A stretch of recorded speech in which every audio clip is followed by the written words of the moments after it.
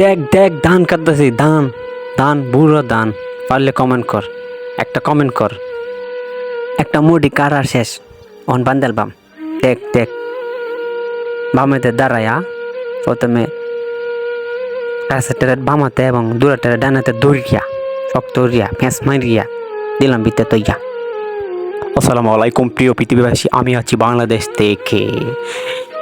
2024 সালে এই বাম্পার ফলনের মধ্যে আমাদের এই 1 কাঠা জমিতে আল্লাহ তাআলা তেমন ভালো ধান দেয়নি, তারপরে দেও পার্শ্ববর্তী জমিতে দেখেন কত সুন্দর ধান হয়েছে। আর আমাদের জমির ধান দেখেন পুড়ে গেছে, ফসল তেমন একটি হয়নি।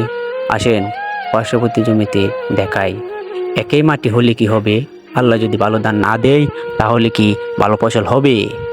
চলুন দেখা যাক পার্শ্ববর্তী জমিতে। একই পাশে একই ক্ষেত, মাটি একই, ধানে একই, অথচ এই জমিতে বাম্পার ফলন হয়েছে কিন্তু ওই পাশে ওই জমিতে বাম্পার ফলন হয়নি। এ থেকে আমরা বুঝতে পারি আমরা ইচ্ছে করলে জমিতে ভালো ফসল ফলাতে পারি না।